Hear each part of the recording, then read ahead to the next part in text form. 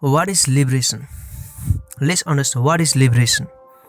Liberation is the freedom that is free from all or anything that binds us within the limited boundary. This is the freedom of all kinds of suffering. In the yogic system, ultimate liberation, that is Mahasamadhi, is the doorway opening to unite or merge with infinite consciousness, that is Ananta Chetana. To reach this state, we have to detach us from all kinds of bondage which we are attached with. Truth is always one, but the paths to access the truth are many. So there are 5 different paths for the true ultimate liberation. One is Bhakti Marga, that is Bhakti Yoga, the path of devotion.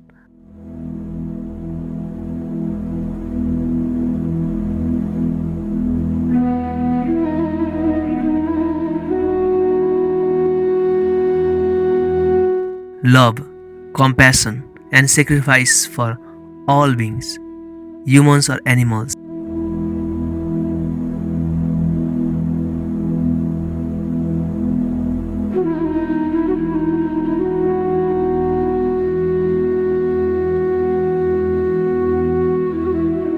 And nature surrounding us.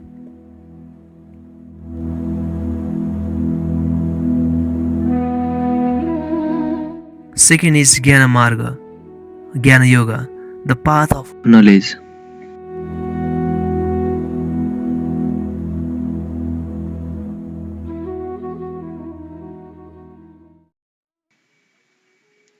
The path of will.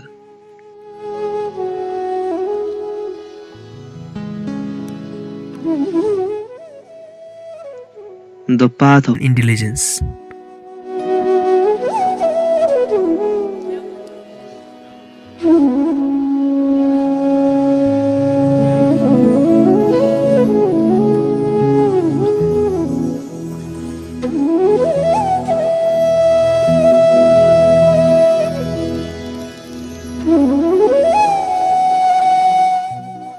Third is Karma Marga, Karma Yoga,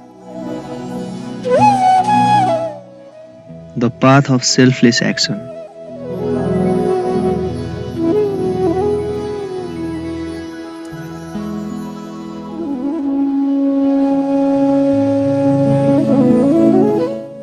That is service, seva.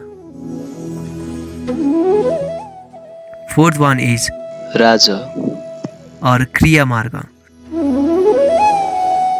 the path of using life energy as a tool for liberation with the practice of mantra, various mudras, asanas,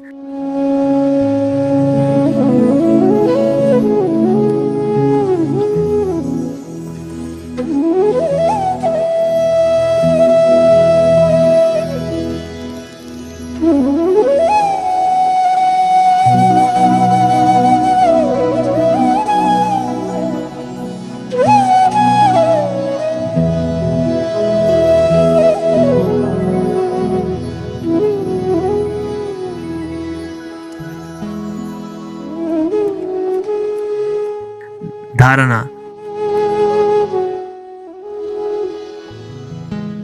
dhyana,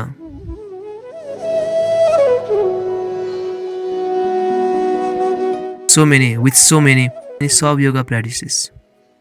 That is Kriya Marga. And the fifth one is Yoga of Synthesis. That is Yoga of Synthesis is the combined action of all 4 paths: Bhakti, Gyana, Karma, Kriya Marga, to access the truth, to attain a liberation, to attain a moksha, to attain a nirvana.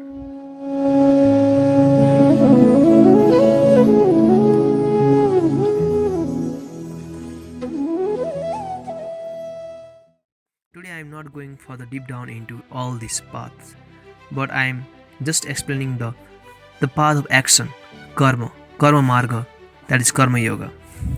So, what does karma actually means? Karma is the action which we perform at any given point of time with a certain intention or an expectation of results we desire for. The actions can be done through body, known to be a physical action, through mind, known to be a mental action, through emotion, known to be an emotional action, through energy, known to be a energy action. Once the action is performed, it is stored and rooted in our memory, called Sanchita memory, which is the main storage of all the actions we performed till now. The performed actions bear fruits depending on the quality of the action we performed. There are 3 different types of karma based on the memory. One is Sanchita karma, second Prarabdha karma, third is Agami karma. Sanchita karma is the total stored memories of all the actions performed in all life till this point of time. This karma can be reduced or erased or burn out. To reach a higher state, that is samadhi, nirvana, moksha or enlightenment state, it should be burnt out. In the yogic practices, main focus is always given to burning out the Sanchita karma, so that it can prevent the manifestation of Sanchita karma as a Prarabdha karma, so that the suffering as a manifestation at the present moment will come to an end.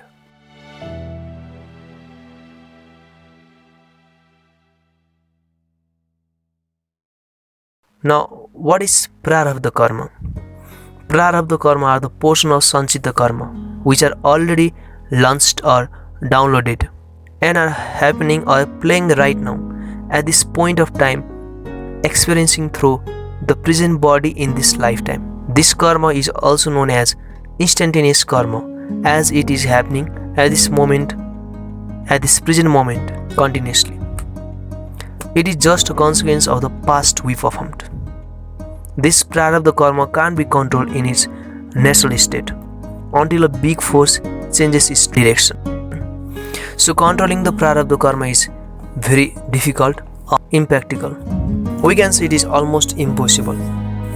For example, when we sow seeds in the fertile soil at a favorable condition, it will, after some time, it will start growing, and finally it will bear fruits based on the quality of the seeds we sowed and in presence of favorable atmosphere.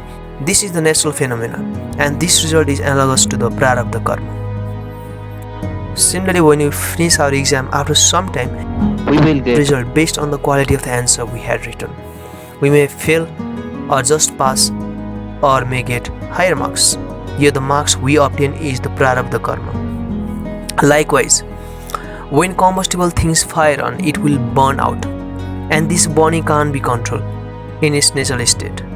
To stop the burning, we have to use an external force called a water or a fire extinguisher, and this burning out is called Prarabdha karma, the present experience, and the water or fire extinguisher in this case is the external force, that is present action, which will bear some fruits, which will manifest some result in the future.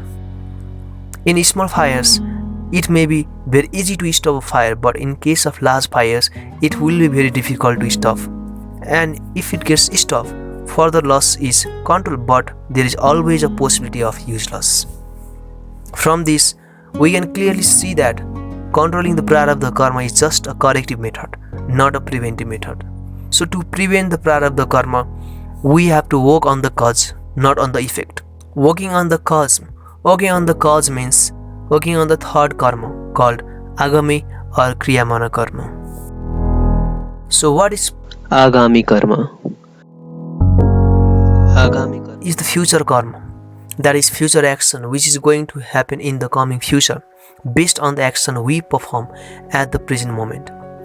This karma can be controlled through awareness, conscious about arising thoughts into our mind and taking control over 5 senses, 5 physical senses, that is eyes, the sense of vision, ears the sense of hear, nose the sense of smell, tongue the sense of taste,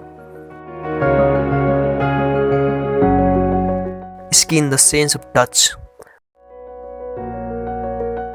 Whatever we see, whatever we hear, Whatever we smell, whatever we taste, and whatever we touch of any kind, of any nature at the present moment, it doesn't matter.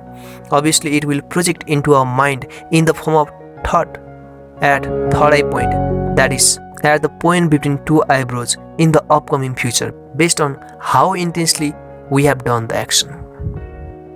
And this thought popped up into our mind may turn into desires, aims, fear, anger, stress, anxiety, solution of a problem, new ideas, etc., which depends on what kind of choice we had made. The choice we had made may be conscious or unconscious. The more unconsciously we choose, the more problematic situation will happen, and this binds us. This way of doing action kisses the true human freedom.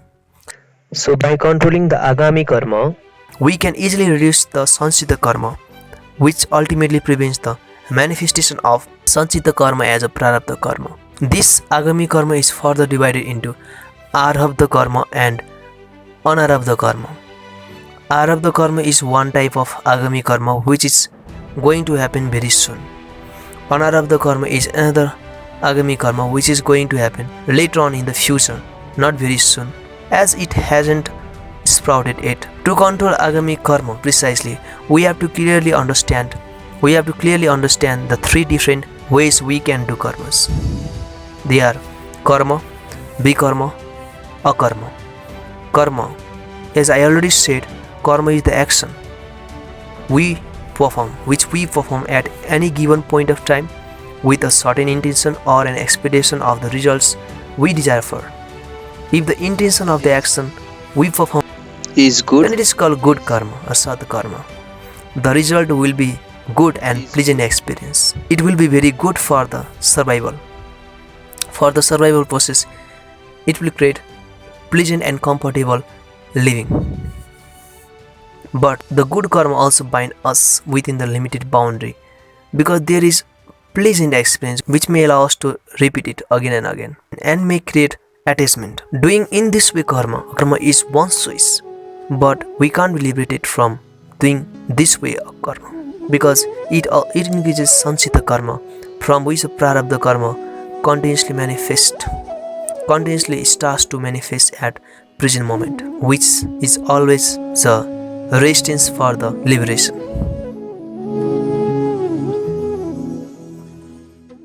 Now let's understand what is vikarma. What is vikarma? Vikarma is the sinful action which we perform with the intention to harm others.